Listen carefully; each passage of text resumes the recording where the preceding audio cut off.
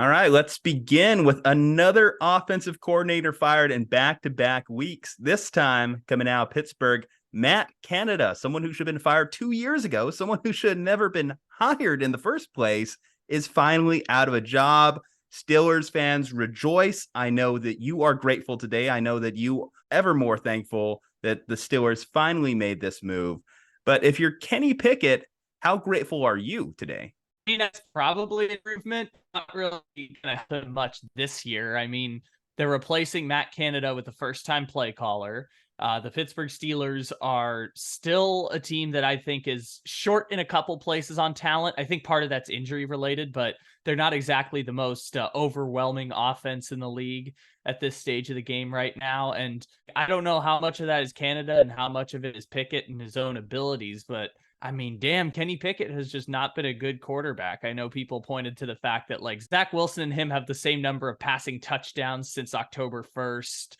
And Kenny Pickett has like the 30th ranked passer rating in the league. And under other circumstances where they weren't winning, this might be chalked up as a failure of a quarterback experiment for Pittsburgh. But I mean, everyone, for reasons that have been outlined a lot, people are happy to see Matt Canada go. Because even though Matt Canada's quarterbacks in his time with the Pittsburgh Steelers was the rotting corpse of Ben Roethlisberger, Mitchell Trubisky, and Kenny Pickett, with a dabble of Mason Rudolph in there, even though those were the quarterbacks that he was working with, they have been just awful. And I mean, I don't understand why Najee Harris isn't better. This is the thing I've been saying for years. I don't understand why this supremely talented of a running back is just not better. And that I can chalk up to Matt Canada, as well as the offensive line, but more specifically Matt Canada. I guess you can also chalk up some of Najee's struggles to the fact that Jaylen Warren, at least this season, has proven to be a better and more efficient running back.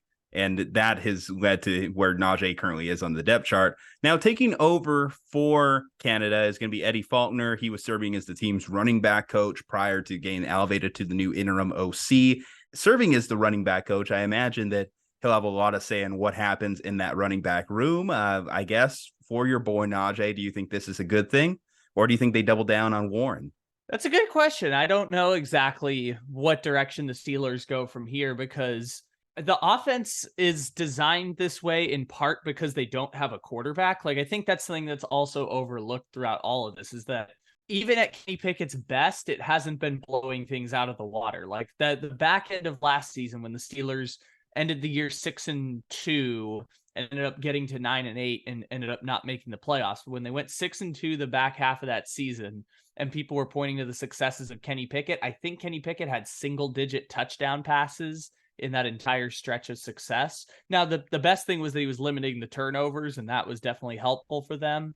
And obviously, he's turned the ball over a bit more, but now the touchdowns are down to basically like non-existent at this point. So when the Steelers do get down into that side of the field, they are running the football. Somehow Deontay Johnson, who made a Pro Bowl with Ben Roethlisberger, like we don't talk about that enough. Deontay Johnson was a Pro Bowl wide receiver in the AFC with Ben Roethlisberger, hasn't scored a touchdown in forever. And so that's just part of the equation there. With Najee, I think the dual running back committee is the thing that they've figured out works. And maybe it won't be as Warren heavy as it was last week, where I think he had like 100 yards on like 5 catches or something like that in the game as well. They don't use Najee as a pass catching back. So that's something that's probably not going to change. But Najee's gotten a handful of the goal line carries as well. So I think running back by committee is where they're going here. You know, I'm going to push back on something you said about Kenny Pickett right there, because there are quarterbacks currently in the league who have been in the league for like 4 years that you say we don't have enough sample size to say whether or not they're a good quarterback or bad quarterback. Now, since Kenny Pickett's been in the league, Matt Canada has been his offensive coordinator, and objectively, we have called Matt Canada a bad offensive coordinator during that entire time. I look at a very similar situation this year with the Denver Broncos. We point to last year's failures of Russell Wilson and say Nathaniel Hackett, bad OC. He's looking like a bad OC with the New York Jets again because their offense looks terrible this season. And then insert Sean Payton, and the Broncos look like they've at least turned a corner. Can't the Steelers do the same? Can't Kenny Pickett do the same if the right offensive mind was to enter this room? Now, I don't know if that's Eddie Faulkner. I don't know who that guy is. I don't know who the next whiz kid offensive coordinator is going to be. but I'm sure that anyone would be improvement because Matt Canada, again, even before the Steelers job, he was known as the one guy that made Joe Burrow look human in college. Yeah, the flip side of that is I've seen very little evidence that this is a thing that's going to work out for Kenny Pickett, because Kenny Pickett is 13 touchdowns, 13 interceptions for his NFL career. And Kenny Pickett has a QBR since he took over the starting job for Mitchell Trubisky in week 4 of last year. He has a QBR that among qualified quarterbacks, I think there's like 41 of them or something like that. He's like 37th among qualified quarterbacks. So like, this is a bad quarterback performance. And granted, Mitchell Trubisky didn't look much better in the Matt Canada offense, but Mitchell Trubisky's a backup quarterback for a reason. Kenny Pickett is a player that they invested first round capital in, but also was a player that some people thought, Malik Willis might be the first pick in that draft. They thought maybe Sam Howell would get picked ahead. There was kind of some flexibility about who the top quarterback in that class would be, none of which were deemed to be worth a top 20 pick in that draft. And the other side of that coin is that, like, by next season, when they do hire a new offensive coordinator, like, Kenny Pickett is going to be 26 years old. Like, this is not a young quarterback going through developmental project or anything like that. Like, Kenny Pickett was an old quarterback when they picked him. He's an older quarterback by rookie and second year standards. And while I'm the person who articulates sample size, we've got about like a 16 game sample size with Kenny Pickett, and you haven't really seen anything that's worked for him. What's kind of interesting is that in that stretch of games, since they were 2-6 last year and they got smoked out the building by the Eagles, which no shame in getting smoked out the building by the Eagles. That happens to a lot of teams. But since then, the Pittsburgh Steelers have now gone 12-8, despite the fact that they've scored 30 points in a football game once, and they've scored 24 points or more in a football game 3 times. Like, this is an offense that has been non-existent for an extended stretch of time. And while Matt Canada being gone definitely was the right decision and was clearly the right call that people had been clamoring for, it's not going to fix all the problems in Pittsburgh. Well, I think if you're Kenny Pickett, what this essentially did was it started the clock on you. It started the clock on your time in Pittsburgh, because if he does continue to struggle the rest of this season, they again might chalk it up to, well, you have an interim OC. But when they do find their next OC, and if Kenny Pickett doesn't pick up that offense and start rolling right away next year, then that's when the Pittsburgh Steelers might get a little bit antsy and want to make a bigger decision in their quarterback room, because Kenny Pickett, he showed signs of promise in that rookie year. And let's not forget, too, one of his big touchdowns, you mentioned the limited touchdowns he has this season. One of his big touchdowns, that game-winning one, was on an audible out of a Matt Canada play. For a young quarterback to be able to audible is all very ballsy, in just his second year, going against like a veteran OC or someone who at least has some sort of a name in the league. And he did that, now I'll be curious to see if he either gets someone that he feels more that he can work within their offense and succeed within their offense, or if he'll grow more confident and be able to audible into plays that'll be more successful. Now, again, I'm not going to completely absolve Kenny Pickett of all blame, because I did see that one. He threw like 30 yards downfield to just no one this past week against the Cleveland Browns. There's a bad throw. There's a lot of those bad throws over this recent stretch of games.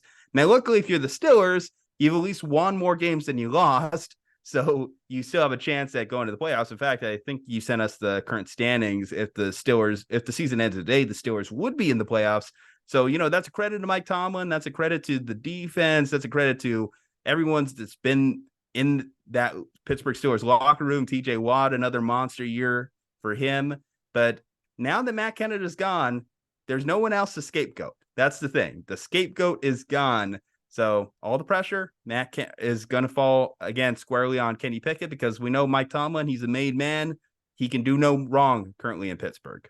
I think you described it very well. The clock is ticking, because in a lot of these cases, you're ultimately just as good as your options. And Pittsburgh doesn't have a lot of great options for finding a Kenny Pickett replacement. I will say, though, like, in terms of the sample size thing, like, this was the same number of games that we decided Zach Wilson was just straight garbage last year. Like, Zach Wilson got like 15 starts and we decided, yep, this is not an NFL quarterback. And they replaced him with Mike and now this year they're replacing him with Tim Boyle. So this is around the time where you start to know if a person belongs in the league or not. And obviously they're going to change the coordinator, and they're going to just try and change things up for Pickett's sake before they really just discard him and move him aside. I mean, Pittsburgh, I've joked about the Mike Tomlin voodoo magic and how none of this makes any sense, and they're going to probably end up in the AFC Championship game because it's just ridiculous and stupid how they keep winning a lot of these games. But they have still been outgained in yards in 10 consecutive games. And basically what I've learned about their defense is they're going to guarantee you 20 points. Okay, the defense doesn't matter if they're playing the Dolphins, doesn't matter if they're playing the Jaguars, doesn't matter who they're playing. They're going to hold them to 20 points.